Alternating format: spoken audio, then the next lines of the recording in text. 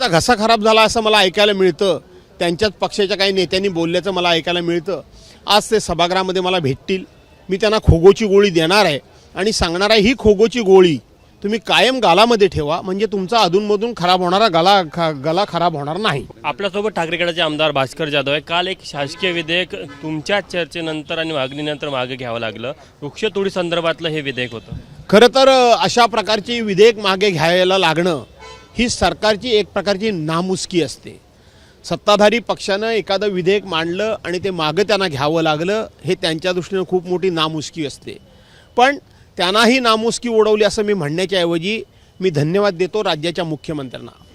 ज्या वेळेला ही गोष्ट मी लक्षात आणून दिली की हे विधेयक म्हणजे सरकारी अधिकाऱ्यांना एक प्रकारे शेतकऱ्यांच्यावर, जमीन मालकांच्यावर खूप मोठा अत्याचार, अन्याय आणि नाहक पैसे उकळण्याचं शस्त्र तुम्ही अधिकाऱ्यांच्या हातामध्ये देताय.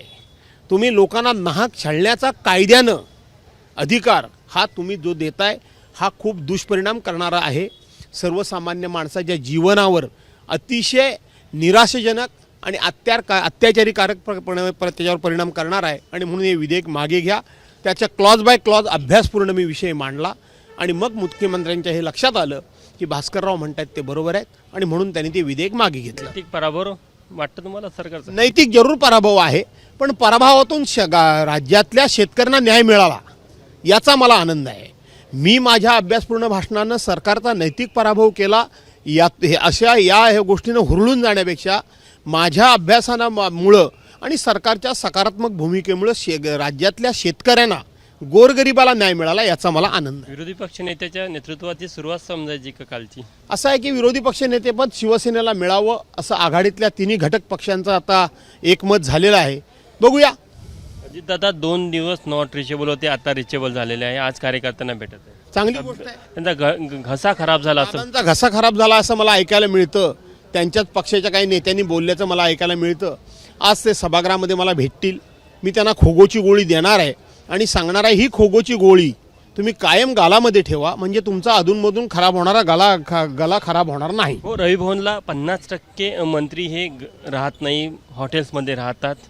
मला ह्या मंत्र्यांचं काही विचारू नका. बिनकामाचे मंत्री हे आहेत. आज त्यांच्याकडे कुठलं खातं आहे का? काही खातं नाही. त्यामुळे हे बिनकामाचे मंत्री तिथे रवी भवनला कशाला येऊन भेटतील, कोणाला भेटतील, काय लोकांना सांगतील, कुठल्या अधिकारामध्ये एखादा निर्णय घेतील, त्यापेक्षा कुठंतरी इकडे तिकडे मौजमध्ये करण्यामध्ये आनंद मानतात. आता नसल्यामुळे जनतेपासून पडत आहे असं म्हणायचं तुम्हाला? हो, पळावंच लागेल त्यांना. काय सांगणार काय लोकांना? आम्ही बिनखात्याचे मंत्री आहोत म्हणून सांगणार काय?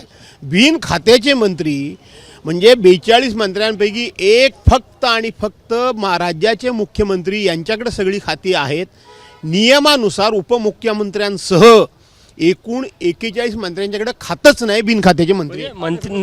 आपण बघू शकतो की भास्कर जाधव आहे, त्यांनी आपली भूमिका स्पष्ट केली की बिनखात्यांचे मंत्री आहे आणि त्यांना कुठेतरी खातं नसल्यामुळे जनतेचे प्रश्न कसे सोडायचे हा प्रश्न मंत्र्यांपुढे आहे. त्यामुळेच हे सर्व मंत्री जनतेपासून दूर पडण्यासाठी हॉटेलचा सहारा घेतात आणि रवी भवनच्या शासकीय निवासस्थानामध्ये राहत नसल्याचा भास्कर जाधव यांनी आरोप केला आहे. कॅमेरामॅन अमोल देशमुखसह तुषार कोहळे, एबीपी माझा, नागपूर. एबीपी माझा, उघडा डोळे बघा नीट.